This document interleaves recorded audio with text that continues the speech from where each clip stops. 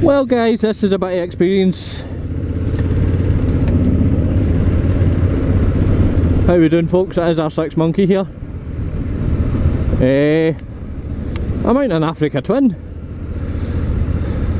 I'm out in an automatic bike. Oh, it's weird. Right, well YouTube, here we go. Something slightly different today. We're out in a group ride with a Honda Africa Twins. Thanks to Victor Devine Honda through in Glasgow for sorting us out. We've got a full day ahead of it, so I'm not really sure what sort of footage we're going to get. I think it'll take some getting used to a bike this quiet.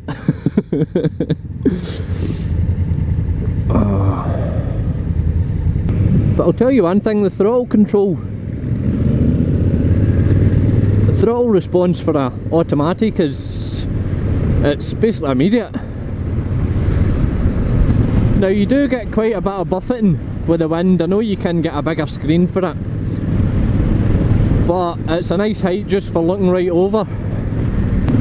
The mirrors do work well. Got a very, very clear view of what's behind me. When you're initially accelerating, you do feel a bit of vibration through the parallel twin. You feel it through the seat, you feel it through the pegs, through the bars. I don't know if it's just a lag in the gearbox or if the manual will be the same, but it's nowhere near the vibration you get off of that R6 because it's nearly 16-year-old. I think I've got the seat on the middle setting. There's 3 seat height settings for it. I'm sure there's about 20 milli of difference between the 3 of them. I suppose the tricky bit's going to be switching between the DCT and the manual. Oh, I'll forget about the clutch. Oh. Tell you, the potholes in the road aren't an issue to it at all.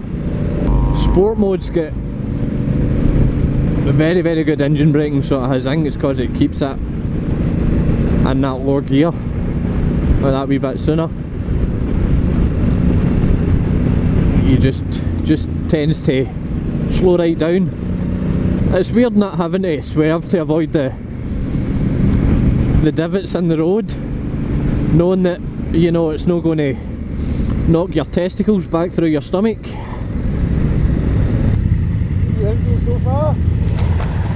It's good. How is DCT? Aye, it's the throttle's very responsive. How do you go up and down the gears?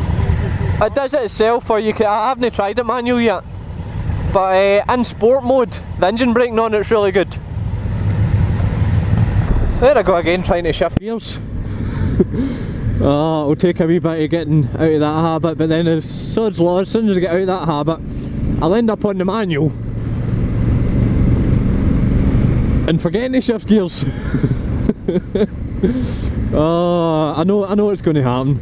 It's guaranteed it's going to happen. So I suppose the good thing as well is that you can actually override the auto mode just with these thumb and finger controls. Even if it's in auto, you can still shift down. Obviously it won't hold the gear there as long as if you were in manual. But once we get out the built up areas, I'll try out a few of them other settings. You know, drive does seem to, you know, just your normal drive mode does seem to keep it in the most economical mode, I would say. The most economical gear changing for fuel and stuff, because there it, you know, you feel as though you get that vibration as though you're in too high a gear, but it still pulls. But whereas there, you put it in sport It's dropped it down 3 gears and that's in Sport 2. You've got 3 different sport settings, so there's plenty to play about with on the bike, but I've got all day to play about with it. We're going to do a few changeovers. I will get to try out the manual. We've got a wee forest stage to go, which should be good. But so, as much as I think the bike weighs, I think the bike's about 230 odd kilos. I know the DCT is slightly heavier due to the extra clutch and all the gubbins inside it. But once you're moving, it really doesn't feel it. You've got your gravel mode, which, from what I've heard, makes the throttle that bit more responsive. Adjust it to the road settings, and it's a clever old bike. You know, it realises what sort of incline you're on, decline. You can switch off the ABS, but apparently it's just to the rear wheel, just in case you want to get that back end sliding. Use the back end to steer. You can also, your traction control is adjustable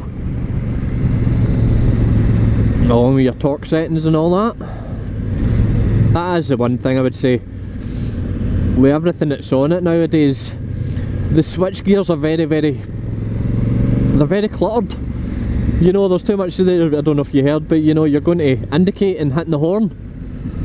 You know, I'm just used to the basics, not used to all these electronics. You know, I find myself having to look to make sure I get the indicator switch, but I'm pretty sure that's just a common thing nowadays with new bikes, with all their traction control settings and ABS and stuff, you know, so maybe it's just something I'll need to get used to for when I upgrade for the old R6.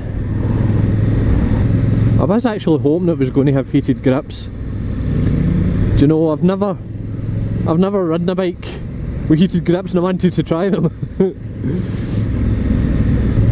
And then I suppose, you know, with it being the Honda Africa Twin, you know you're going to be able to fucking travel continents with this thing. You know, you'll get your top box and your panniers that probably fold out into a 3-bedroom house. You know, that was just a joke. You know, they don't actually have panniers that fold out into a 3-bedroom house. Tell you, for a big standy up bike, it does turn in really well. Just seems to eat up the corners, so it does. It is actually really nice.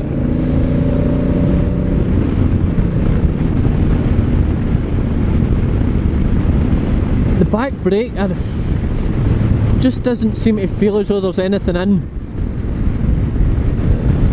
in the back brake, if you know what I mean. It doesn't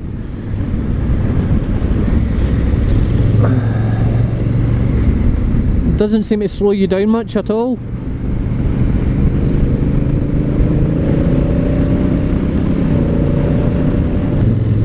The 998cc engine, just short of a litre bike, so it is, or for the Americans, a litre bike,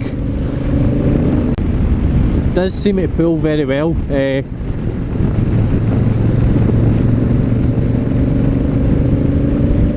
I know it is just it's just shy of 100 brake horsepower, I'm sure, if my memory recalls. I think it's about 93 or something, but it's not lairish, it's not snappy. Well, it probably could be if you messed about with the settings.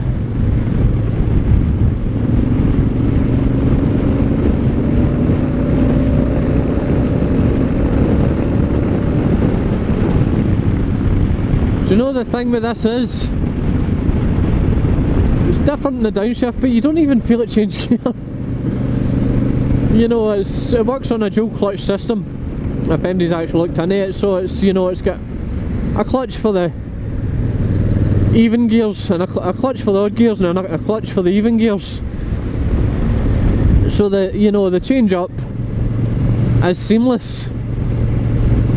So see if you had, this would be, the DCT would be a great bike if you were carrying a pillion, because you wouldn't be hitting heads, you know, they wouldn't be rattling their head off the back of yours. This time of year, this is when you get all the wet leaves on the road, act like banana skins.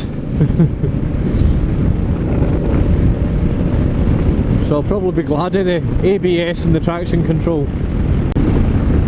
Let's see, shift it into manual.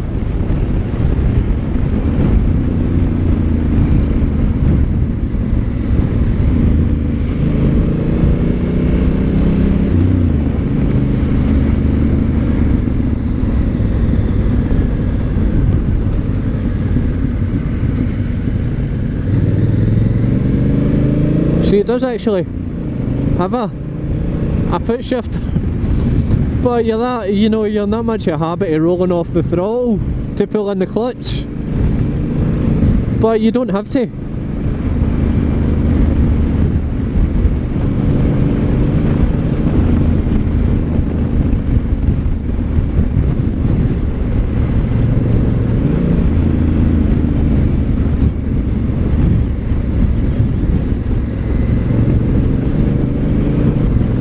Even in manual, the upshift is seamless. It's, you know,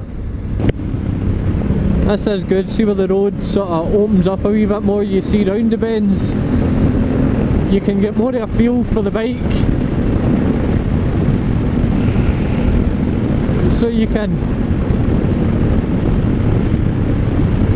you know, you can get right over.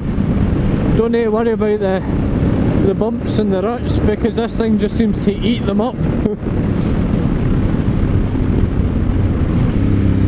Right, well, here we are for a wee change. We're on the manual.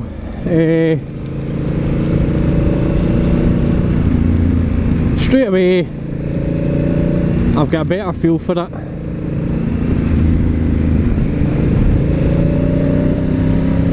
Actually knowing what gear I'm in. Very smooth gear change on it, so as you know, you hardly even feel it clunk into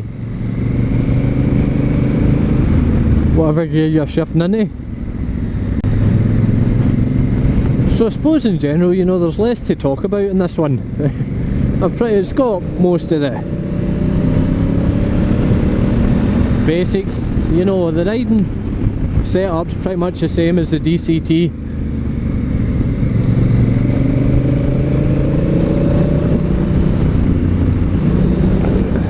Gear change is very light on it, so it is on the shifter, you know, you don't. Right, so here we go. Roads that are a wee bit more open. Same as the DCT. Turns very well. Just added benefit of being able to shift up and down gears a bit with a clutch.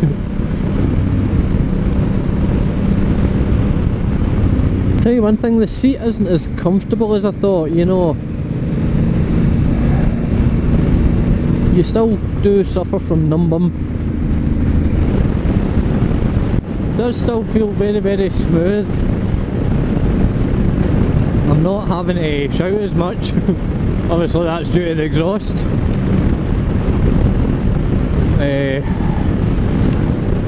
You do get a bit of wind noise, a bit of wind buffeting, but it's not hitting you head on, so the screen does do its job. Is it something I could see myself using?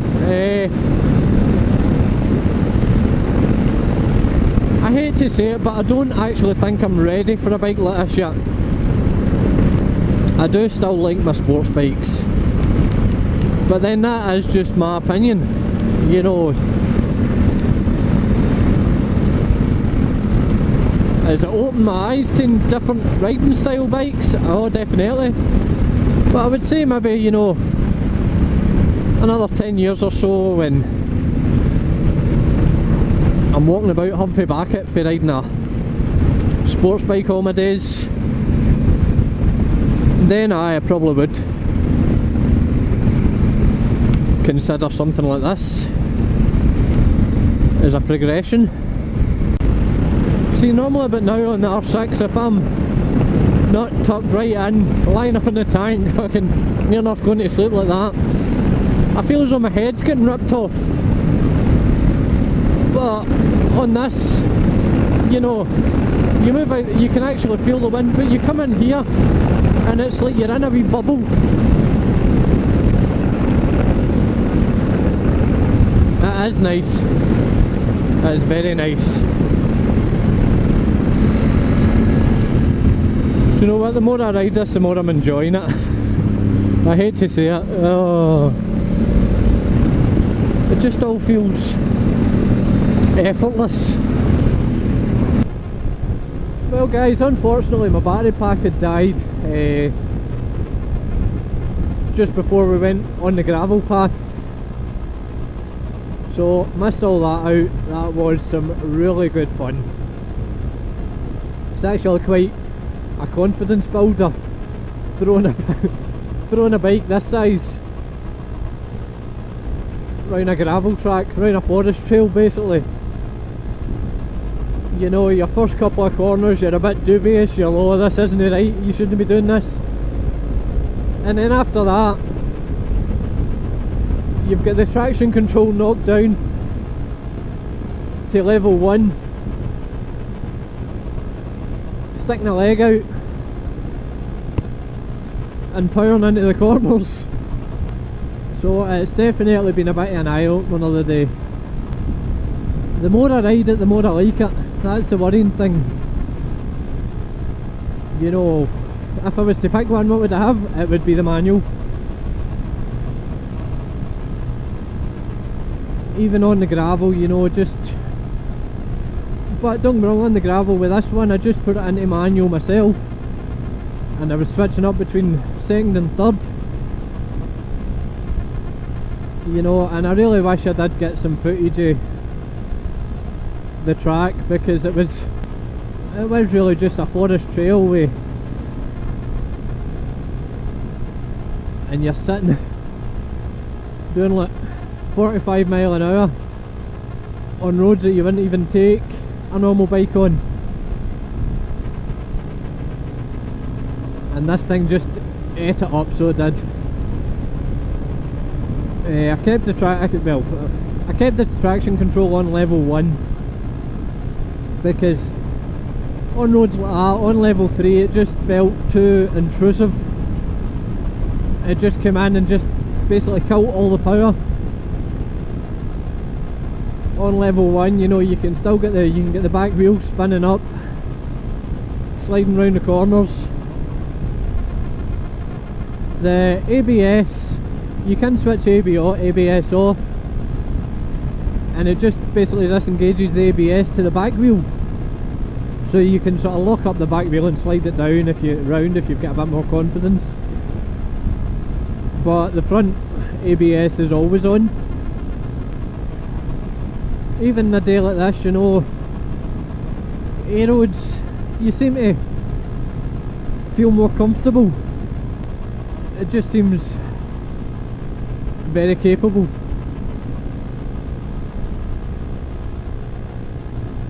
It is what it says on it, you know, it does exactly what it says in the tin. It's a fucking all-out adventure bike. You know, if you got one of these, this is the sort of thing you could pull out the shed any time of the year and just go out and enjoy yourself. So guys, I shall leave it at that. As you can see, we're actually heading in towards the sunshine, which is good.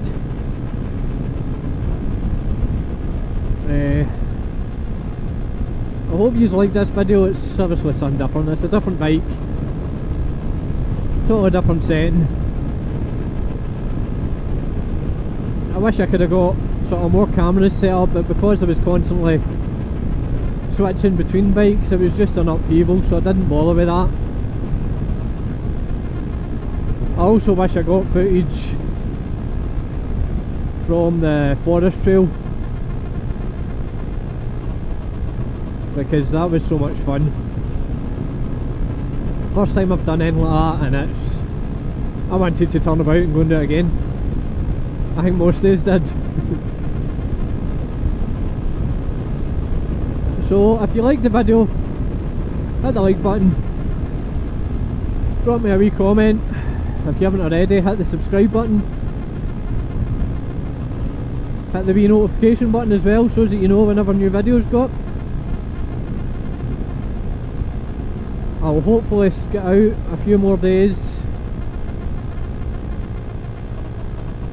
and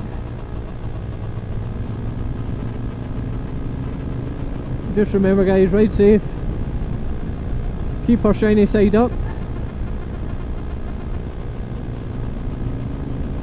and until next time, bye.